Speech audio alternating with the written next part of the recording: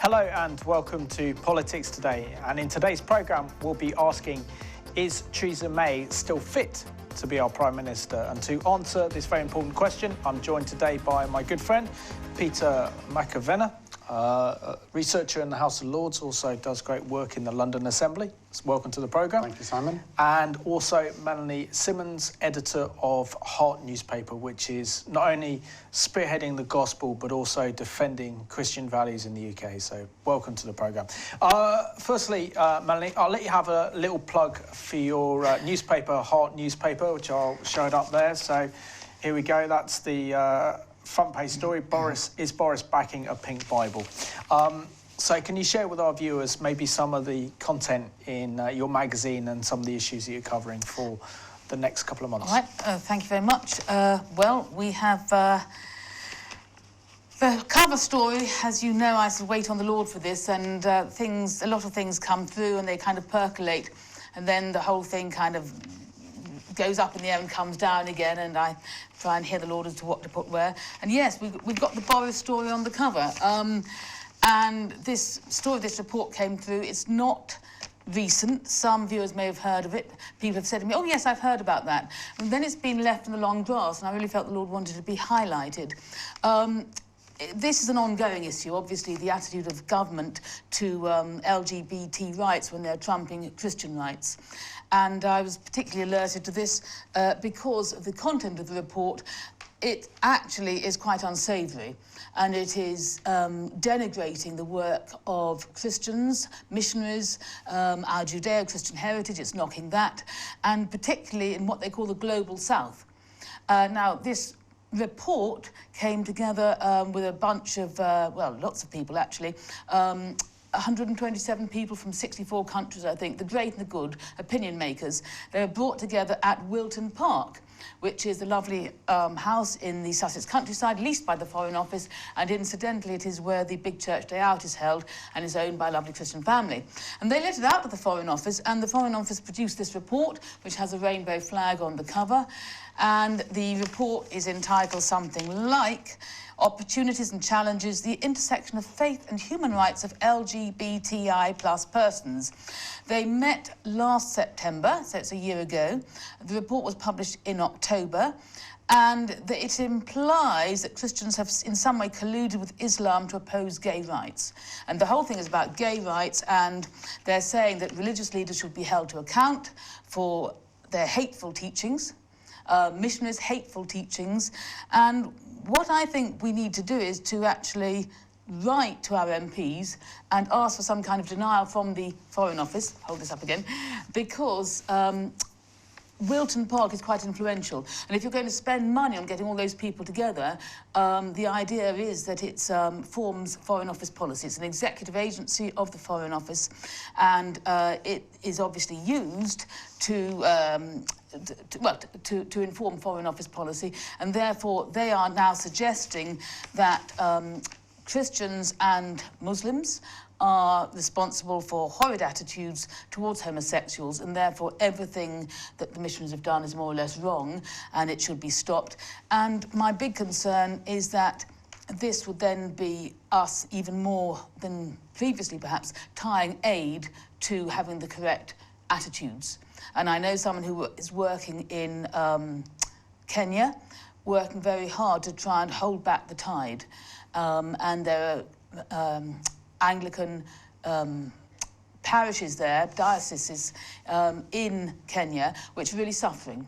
And they're people already poor. And if aid is going to be tied to having the correct attitudes, where does that leave them?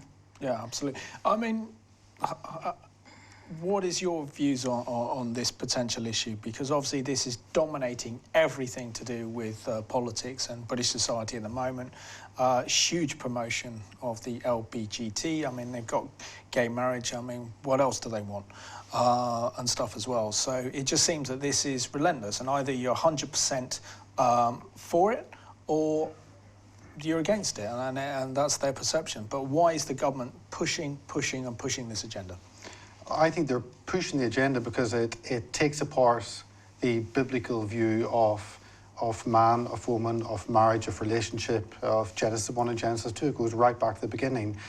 And I've been looking at this quite a bit recently because I worry that the churches often are involved in good work, but not necessarily what God's work is. And I think that it's too easy to hide behind a lot of the good activities we do. That when did you last get criticised for wanting to feed the poor, or for combating racial discrimination, or for unity in the church? Or these are issues which everyone unites around, whether Christian or non-Christian. But I think that when you're doing something and you're getting credit from the world, then you kind of have to think, well, actually my reward, my thank you should be from above and not necessarily from the world. Absolutely. And these are issues which, when you go out and when you speak on, you will get massive resistance from everywhere, from parts of the church, yes, from the world, from employers, across the board. And this is a biblical position on this, a biblical view of marriage, of life, is a position you're no longer allowed to have and participate in society. So unless the church is vocal, extremely vocal and bold on this, then we've absolutely lost any element of truth in this. Melanie, I think we need to get on to the main topic of discussion on today's programme, and that is the question, do you believe that Theresa May is fit to still be our Prime Minister? As the recording of this programme, we've had the party conference season, and now the MPs have gone back to the House of Commons, and yet this issue of leadership, particularly Theresa May's leadership, has been put in with so many questions, including an attempted coup that we saw only a couple of weeks ago. Well, funnily enough, I actually think she is fit. Politics is deceptive and deceitful. When she was sort of crowned, as it were, it was all based on perception. I felt there was quite a lot of froth and falsity about that, but she was the main candidate. Similarly, now the media trying to sort of bring some kind of downfall. Again, it's based on perception. Now, I have a lot of sympathy for her over the conference speech. I used to be a languages teacher. I've lost count of the number of times I struggled through a day with a cold or a chest infection and fighting to keep your voice and not glugs of water. I didn't have TV cameras on me. And I just... On you now, though? Oh, yes, on me now, yes. But I was very grateful not to have been filmed. And I just feel I do feel sorry for her over that speech. What I think is very strange is the sort of opprobrium being heaped on her for having a cold. People say, oh, well done, she battled through. But the whole reaction has been as if having a cold, having a cough, was some kind of mortal sin. Most odd. Yeah. So let's have a look at Theresa May in action and what has only been described as a calamitous Tory party conference speech. Let's have a look.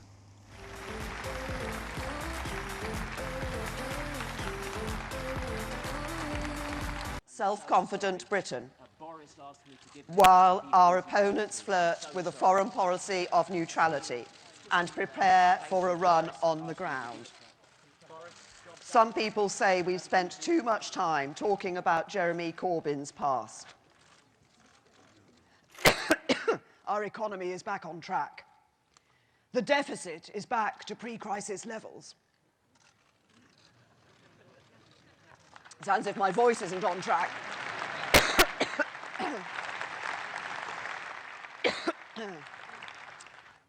Let this party celebrate the wealth creators, the risk takers, the innovators and entrepreneurs.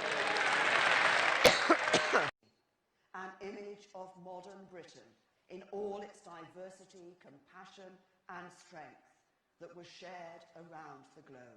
In all its diversity, compassion and strength that was shared around the globe.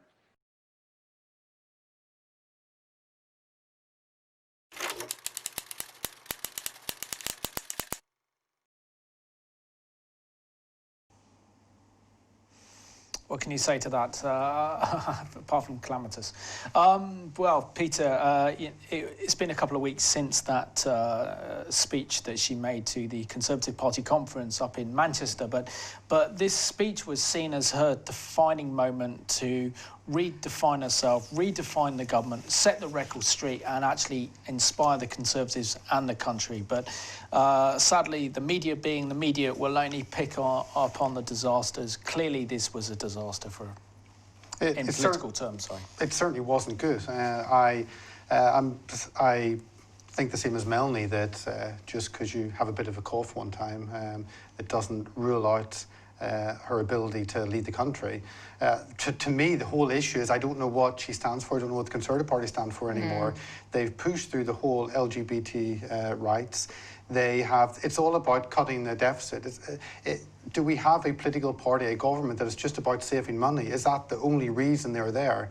I mean, huge issues that the Conservative Party have stood for have been abandoned. You look at the armed forces. We're looking at getting rid of HMS Ocean, which was the first after the Hurricane Irma. We're looking at getting rid of all our ships that can drop troops onto beaches. So we lose that whole capability. And again, it's about saving money, it's about cutting back, but what are we for instead of just saving money? So I think the difficulty Conservatives have is they haven't put forward a positive vision about what they want to do for the country, and it's all about responding to what's happened previously. So unless they kind of get a proper idea of what the outlook is for this country, what they want in the future, then they're not really going anywhere. Yeah. Melanie, we had Theresa May when she became Prime Minister after the EU referendum last June. She looked like she was the next Iron Lady following the footsteps of Margaret Thatcher, but looks like now she's Calamity Jane, and something that in politics, confidence is so important, and it looks like she's a leader who's lost her confidence, and as a result she's lost that political momentum, particularly after the disastrous election campaign as well. So is it no wonder that some of the knives are out for her? Well, it is no wonder, but it's not fair, because I don't think she's changed hugely. I mean, if they were a bit more sensible, they'd have known what they were getting. I think I mentioned on a previous issue of this programme about, you know, you had... The Lord said, by their fruit ye shall know them. Now, you had to look at her fruit in the Home Office. Yes, she got rid of the hate preacher, but she championed same-sex marriage, and she didn't get on particularly well with her Liberal Democrat colleague. So people knew what they were getting. She wasn't, as I pointed out before, an ideologue. She wasn't a Mrs. Thatcher in that way. She wasn't a conviction politician. And the reason why I think she should carry on is because I can't actually, right now, name a conviction politician. I mean, I think Boris is super. He's box office. You know, that's why I put him on my latest cover. But I think, you know, his track record as well is what Peter's just said, more or less, pushing through the same-sex marriage, etc. agenda, because we saw what he did with the London buses. And I can't think of another person. And the reason I would still like Theresa May to stay in charge is because I think she does have integrity. She has Christian roots. I think she was brought up in a very decent, God-fearing way. And she hasn't changed. She's not like the Labour Party, which one minute is you know, anti-Brexit, yes, pro-Brexit and then anti. She hasn't changed. She's not enthusiastic about it, but she has been fairly constant. And now she's going to jolly well go ahead and do a good job, because she's really more of a manager.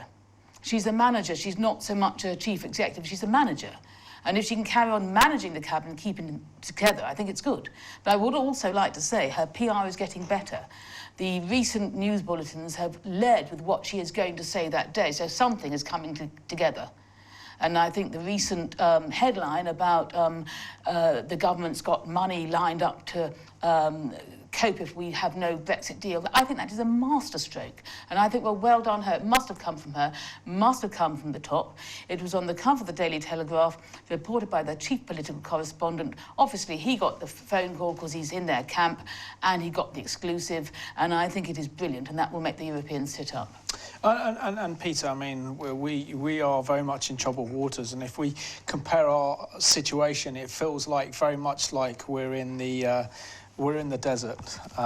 We've just left Egypt, we're in the desert, and we want someone to lead us into the promised land, but we don't have a Moses.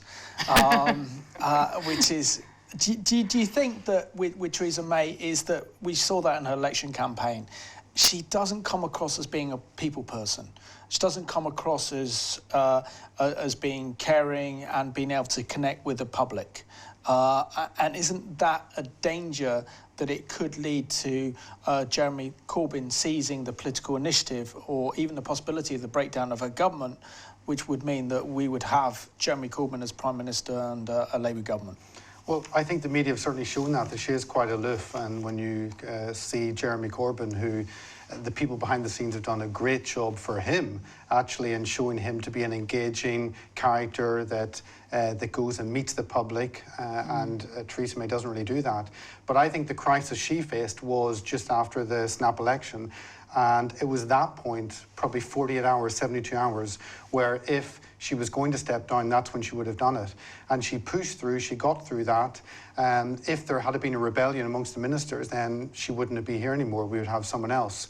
And I think that Boris is great for comedy shows, absolutely great fun, but actually running the country, actually going out there and selling a vision for Britain abroad, he would be a huge embarrassment. He was a good London mayor, though. Oh, for two times. Plus, you know, he showed with the referendum campaign that he can win over the electorate. He was a good London mayor, but I think he had a good team around him as well for that. And I don't know whether he's good for the big stage of actually being a leader recognised around the world. But I don't know who else is there to take over that position, that role. I don't know who wants to take it over in the middle of Brexit negotiations, which could be quite choppy and chaotic. I don't know if anyone actually wants to take on that role. The person who probably would be an interesting character would be Jacob Rees-Mogg. But speaking from as a member of UKIP, I wouldn't want him, because I think he would be an interesting character, and I could see a lot of people who are proud of our nation, who want some positive outlook, actually would go with him, because he is certain of what he wants, he is sure of what he wants, but he's a throwback to a bygone era. So it's very confusing. I think the moment with British politics, we don't have characters.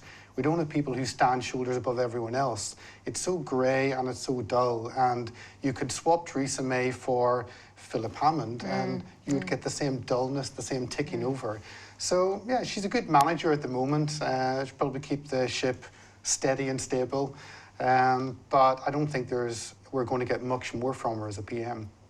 And Melanie, when we talk about kind of Brexit here, I mean, just on the front, on one of the stories in today's Times, as of recording this programme, it says Tory Brexiteers accuse May of betrayal over role of EU court. Now, one of the big campaigns that the Leave campaign made was that we would leave the European Court of Justice. What Theresa May is saying in her new agreement now, it could be 2 years after we actually leave the European Union that we will be able to disengage ourselves from the European Court of Justice.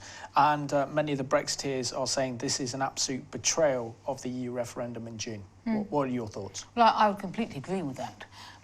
But having said that, the European Court of Justice, I suspect, is now our biggest concern, that it's to do with the trading and the money.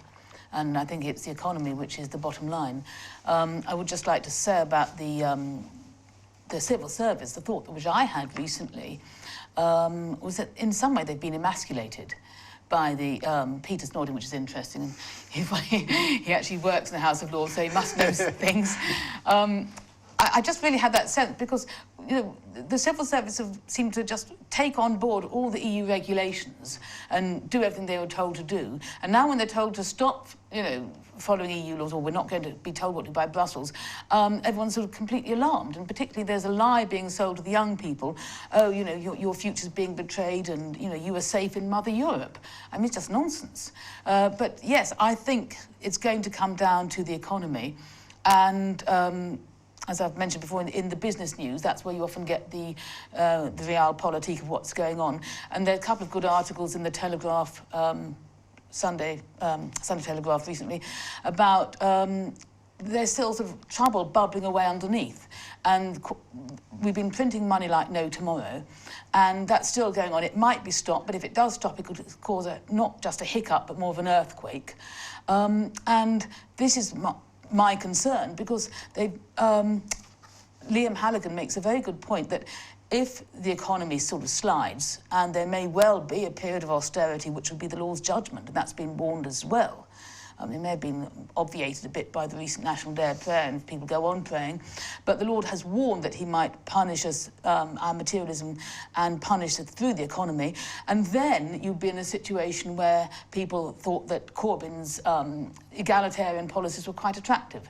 We don't know where he'd get the money from, but the talk about nationalising the industries, having everything in control, under state control, so almost becoming independent, but it's sort of it's self-centred, but in the wrong way, not looking outwards. And Corbyn is young and old enough, and I'm old enough to remember what it was like when we were the laughingstock of Europe and we had all these nationalised industries that didn't work. And I can't believe that people are being sold that again. But that is the danger, the underlying economic situation, which no one is really talking about. I mean, who cares if anyone has a cough?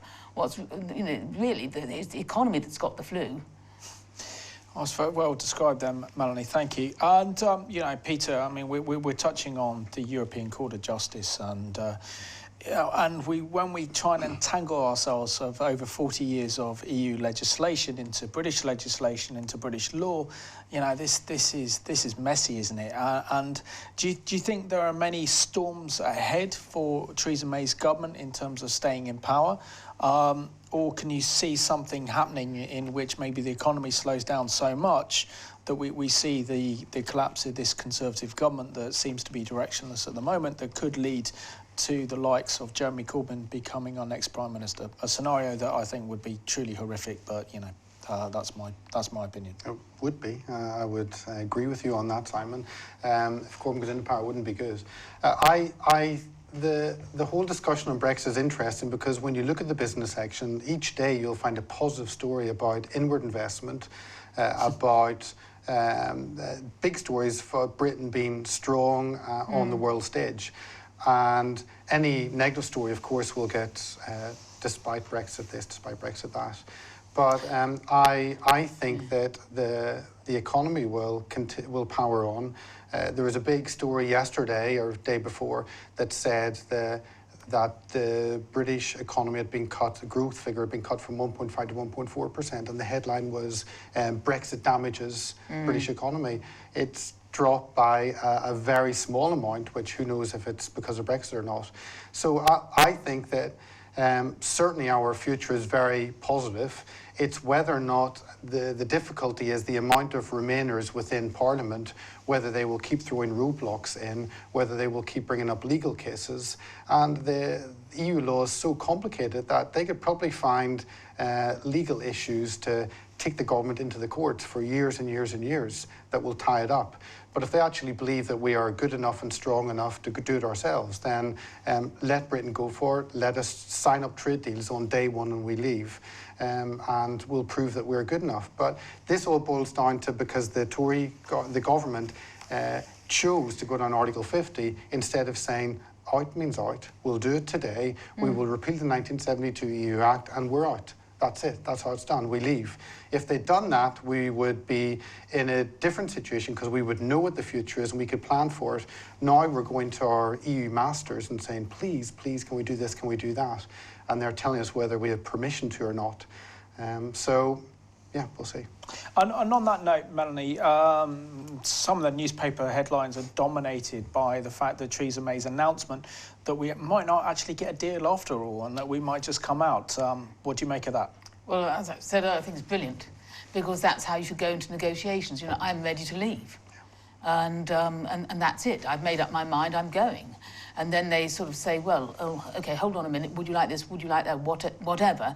But I do think that when I heard this story and read about it, I thought, well, it is, I hope, going to be a matter of who blinks first.